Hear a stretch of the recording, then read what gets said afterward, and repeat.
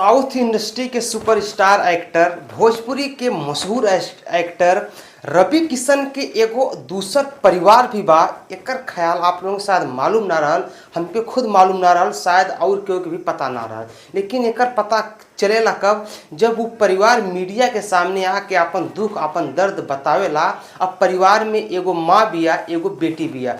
माँ का नाम बा अपर्णा, अब बिटिया का नाम बा सनाया। भैया ये सब मुंबई में रहे वाली हैं। अब मुंबई में ये सब का रिलेशन रवि किशन से आज कोनो 1-2 साल का ना बा, 29 साल का रिलेशन बा। और अपर्णा का पूरी कहानी बा। अपर्णा खुद कहली कि हमको रवि किशन के जो फैमिली मेंबर हैं सब लोग जानते हैं। रवि किशन से मेरा अफेयर है नहीं, मेरे वो पति हैं, मैं उनसे बाकायदा शादी भी की हूँ। लेकिन अब जो है पिछले 2 साल से रवि किशन हमसे मिल नहीं रहे हैं, हमसे बात नहीं कर रहे हैं, इसलिए हमको मीडिया के सामने आना पड़ा।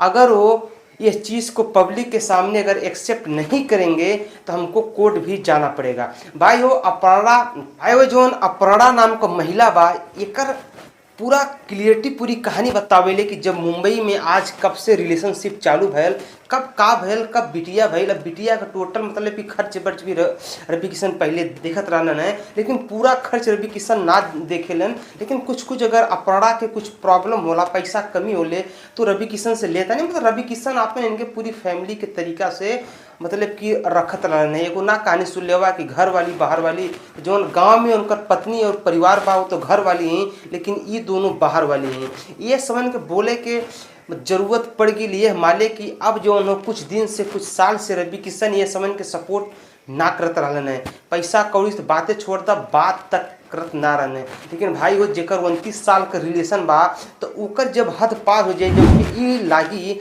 कि बंदा तो हमारे हाथ से निकल रहल बा और अगर ये चल जाए तो हमार होई का, तो भाई वो ओके अपन दुख और दर्द मीडिया के सामने या कोर्ट के सामने पेश ही करे के पड़ी। लेकिन जब अपर्णा और रवि किशन के जो बेटी है सनाया, जब सनाया से पूछल जाला कि एकरे बारे में आप का कल चाहत हो, तो सनाया साफ साफ कहने कि एकरे बारे में हमको पता भी ना। जब हम 15 साल के भईनी तब हमें कुछ लोगन के माध्यम से मालूम भैल कि हमारे पिता जो है वो साउथ इंडस्ट्री और भोजपुरी इंडस्ट्री, बॉलीवुड इंडस्ट्री के बहुत ही बड़े टाइकून, बहुत ही बड़े सुपरस्टार हैं। लेकिन सनाया का सोच बा कि हम साउथ इंडस्ट्री में काम करी, लेकिन रवि किशन वह इंडस्ट्री के लिए इनकर सपोर्ट तनिको ना करलन।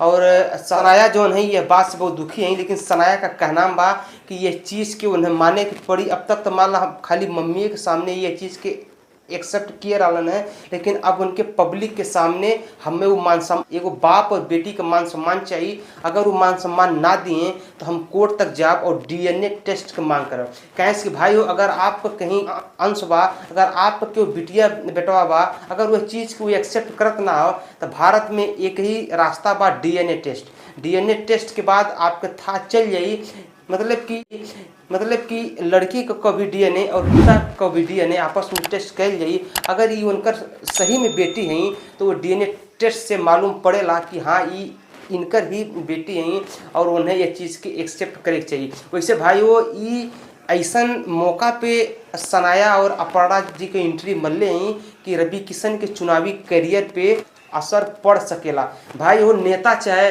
कैसो भी हो, लेकिन चरित्रहीन ना होके चाहिए। हम मानत हिला कि रवि किशन जी चरित्रहीन ना हो, लेकिन अगर जो उनका वो परिवार बात तो उन्हें मान सम्मान के साथ एक्सेप्ट करे के चाहिए। लेकिन आप लोग बताओ, आप लोगों का ख्याल बा, नीचे कमेंट बॉक्स में कमेंट करा। और भैया हमारे चैनल बहुत छोट बात, हमारे चैनल के सब्सक्राइब करा, वीडियो को लाइक करा। हम मिले थे अगले वीडियो में। और आप लोग ये बताओ कि का अपर्णा और सनाया के एंट्री से रवि किशन के चुनावी कैरियर पे थोड़ा सा भी फर्क पड़ी कि ना, नीचे कमेंट करा। हम मिले थे अगले वीडियो में, तब तक के लिए नमस्कार, बाय, प्रणाम, हर हर महादेव, जय श्री राम।